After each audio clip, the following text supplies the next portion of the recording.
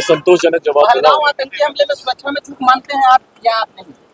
देखिए, ये पूरी तरीके से जांच का विषय है कि कहाँ पे क्या चूक हुई है। क्या कोई इंटेलिजेंस फेलियर है या कहीं पे कोई ऐसी जानकारी जो आपके पास थी उसके बावजूद उसको साझा नहीं किया गया है। जो भी है ये जांच का विषय है।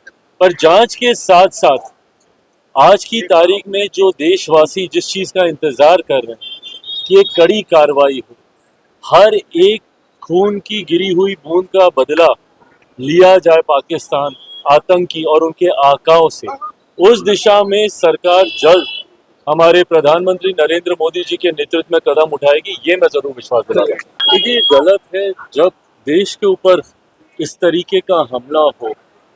ऐसे में जरूरी है कि पूरा भारत उसके खिलाफ एकजुट दिखे और इसमें विपक्ष की भी एक बहुत अहम भूमिका है और मुझे लगता है अपनी जिम्मेदारी को विपक्ष को गंभीरता से लेना चाहिए। ऐसे में कतई कहीं विदेशी मीडिया में ये संदेश नहीं जाना चाहिए कि भारत स्वयं ऐसे विषयों पर बटा हुआ है। जब विपक्ष अपनी राजनीति करने के चक्कर में इस तरीके की बातें या बयानबाजी करता है, ये कतई उचित नहीं। आज जिस तरीके से ये घटना घटी है इसकी जितनी निंदा की जाए उतना कम है। पर जरूरी है ऐसे में पूरा देश एकजुट होकर आतंकवाद के खिलाफ मुंह तोड़ जवाब दे और इसके लिए हमारे प्रधानमंत्री आदरणीय नरेंद्र मोदी जी पूरी तरीके से सक्षम है। जरूरत है तो बस सबको एक साथ आकर इस हमले का जवाब देने की।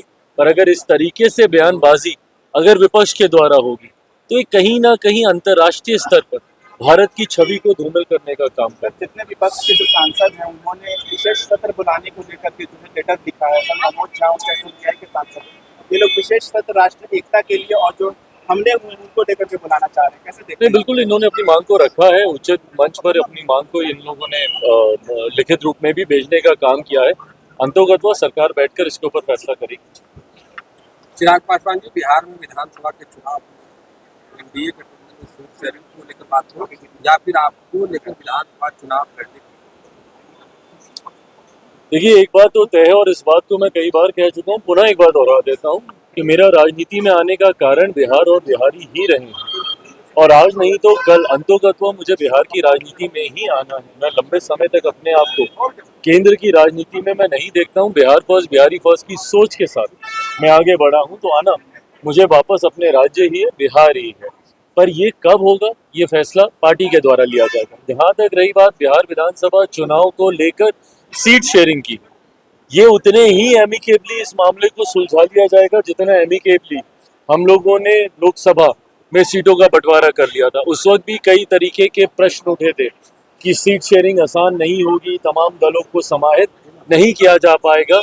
ऐसे में एनडीए बहुत जल्द सीट शेयरिंग करके सीटों का चयन भी कर लेगा। पर हाँ, जो लोग हम लोगों पे उंगली उठाते हैं, महागठबंधन में ही वर्चस्व की लड़ाई अभी चल रही है कांग्रेस और राजद के बीच। मैं ये मानता हूँ विधानसभा चुनाव आते आते तक कांग्रेस और राजद की राहें अलग हो जाएंगी। एक टूटा हुआ महागठबंधन देखने चिराग पासवान में 2025 में क्या विधानसभा के चुनाव लड़िएगा? आपके सांसद हैं अरुण भारती, उन्होंने कहा है कि हम लोग गुजारिश करेंगे कि चिराग पासवान जी विधानसभा चुनाव। देखिए, अगर पार्टी को ऐसा लगता है कि बिहार विधानसभा चुनाव प्रदर्शन को और गठबंधन को मजबूती देने के लिए मेरा चुनाव लड़ना जरूरी है, तो जरूर उस प्रस्ताव को भी गंभीरता से उस पर विचार किया नाची को लेकर के तेजस्वी यादव ने कहा है कि उसको शराबबंदी में से निकाल दिया जाएगा हमारी सरकार बनेगी तो। सबसे ज्यादा उत्पीड़न जो है ताड़ी बेचने वालों का ही हुआ है। देखिए, इस बात का समर्थन तो हम लोग भी करते हैं और हम लोगों ने भी मुख्यमंत्री जी से यह आग्रह समय समय पर हम लोगों ने किया है। बिहार सरकार का लोक जनशक्ति पार्टी रामविलास हिस्सा नहीं है। जैसे केंद्र सरकार में हम लोग हिस्सा हैं, जहाँ पे एज अ मंत्री मैं कैबिनेट की कार्यशैली में मैं सम्मिलित हूँ। पर ठीक उसके विपरीत बिहार में क्योंकि हमारे पास वो संख्या बल भी नहीं है, तो ऐसे में बिहार सरकार का हम लोग समर्थन जरूर करते हैं, पर हम लोग बिहार सरकार का हिस्सा नहीं है। पर हाँ, उस समर्थन के दौरान भी हम लोगों ने इस बात को रखा है, ताड़ी को लेकर हम लोगों की भी राय पूरी तरीके से स्पष्ट है। ये एक प्राकृतिक पदार्थ है इसको शराब की श्रेणी में लाना उचित नहीं होगा। लंबे समय से पीढ़ी दर पीढ़ी ताड़ी से जुड़े हुए व्यवसाय से पीढ़ी दर पीढ़ी लोग अपने आप को जोड़कर देखते हैं।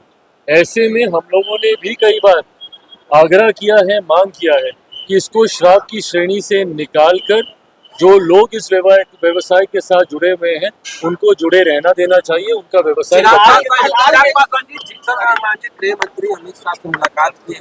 लोकसभा चुनाव के बाद नाराज चल रहे थे, कह रहे थे जो बात हुई थी उस पर एनडीए के लोग खड़े नहीं हुए। क्या विधानसभा में उनकी उचित नहीं, गठबंधन के हर दल के पास ये स्वतंत्रता है कि जाके अपने सुझाव, अपनी शिकायतों को उचित मंच पर रखें। यहाँ पे भारतीय जनता पार्टी एनडीए गठबंधन में सबसे बड़ी पार्टी है, सबसे बड़ा प्रमुख दल है, तो ऐसे में अलग अलग समय पर घटक जाके अपनी बातों को वहाँ पे रखने का काम करते हैं। मुझे नहीं पता कि लोकसभा के वक्त क्या वादे किए गए थे, नहीं किए गए थे, उनको पूरा किया गया, नहीं पूरा किया गया, बट अगर कहीं पर भी कोई ऐसी बात है तो मैं ये विश्वास रखता हूँ कि भारतीय जनता पार्टी अपने सहयोगियों को पूरा सम्मान देने के लिए जानी जाती है, उनकी मांगों को, उनके सुझावों को सुनने के लिए वो जानी जाती है।